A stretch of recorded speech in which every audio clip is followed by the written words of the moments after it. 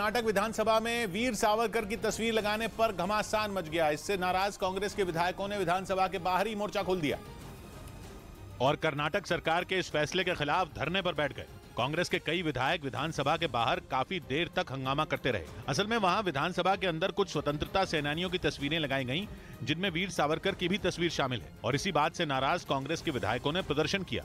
इधर दिल्ली पर प्रदूषण के साथ अब ठंड और कोहरे की मार पड़नी शुरू हो गई, जिसकी वजह से कई इलाकों में विजिबिलिटी कम हो गई और ठंड में भी इजाफा हो गया। मौसम विभाग का अनुमान है कि आने वाले दिनों में शीतलहर भी चलेगी, जिस वजह से दिल्ली में ठंड और बढ़ जाएगी। दिल्ली में कोहरे का असर ट्रेनों पर भी पड़ा, जिसकी वजह से 15 से ज्यादा ट्रेनें लेट चल रही हैं। इस बीच दिल्ली वालों को प्रदूषण से भी निजात मिलती हुई नहीं दिख रही। दिल्ली के कई इलाकों में AQI 400 के पार रहा।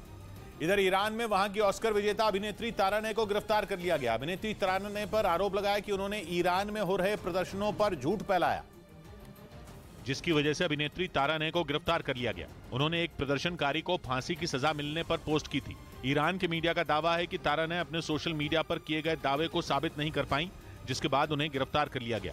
यही नहीं, ईरान की कई ऐसी बड़ी हस्तियां हैं जिन्हें सरकार विरोधी और भड़काऊ पोस्ट करने पर समन्स भेजे गए। इधर भारत जोड़ो यात्रा के बीच कांग्रेस को तेलंगाना और मेघालय में झटका लगा। तेलंगाना में प्रदेश कांग्रेस कमेटी के 12 सदस्यों ने इस्तीफा दिया, तो वहीं मेघालय में पार्टी की सीनियर नेता अम्पारिन लिंगदो ने।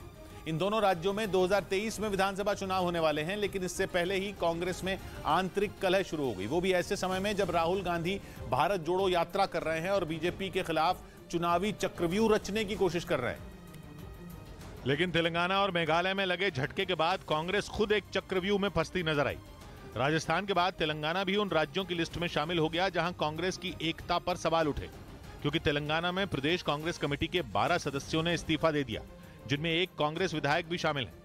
अटकलें लगी कि ये सब TDP से कांग्रेस में शामिल हुए नेताओं की वजह से हुआ, क्योंकि उन्हें ज्यादा तवज्जो मिली। इस बीच मेघालय से भी बुरी खबर आ गई। वहां कांग्रेस की सीनियर नेता और राज्य की पूर्व मंत्री अम्पारिन लिंगदो ने पार्टी छोड़ दी और आरोप लगाया कि कांग्रेस दिशाहीन हो गई है।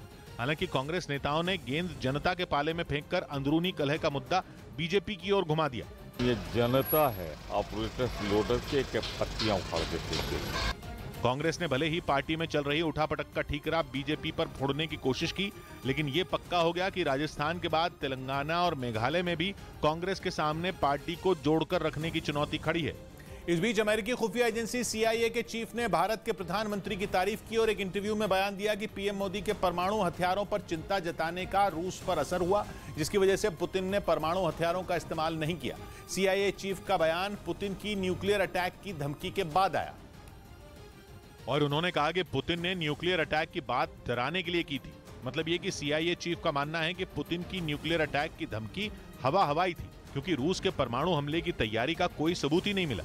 बड़ी बात यह कि अमेरिकी खुफिया एजेंसी CIA के चीफ विलियम बर्न्स ने इसका क्रेडिट भारत के प्रधानमंत्री नरेंद्र मोदी को दिया और एक इंटरव्यू में बयान दिया कि भारत के प्रधानमंत्री ने परमाणु हथियारों के इस्तेमाल पर चिंता जताई थी और उनके विचारों का रूस पर गहरा असर पड़ा, जिसकी वजह से अब तक यूक्रेन जंग में न्यूक्लियर हथियारों का इस्तेमाल नहीं किया गया है। CIA चीफ के इस बयान से कुछ दिन पहले ही पुतिन ने न्यूक्लियर अटैक की धमकी दी थी और कहा था कि वो परमाणु हथियारों को उकसाने का नहीं, बचाव का सामान मानते हैं, जिसके बाद कहा जाने लगा था कि पुतिन पश्चिमी देशों की ओर इशारा कर रहे थे और उन्हें धमका रहे थे। लेकिन CIA चीफ ने इस धमकी को गंभीरता से नहीं लिया।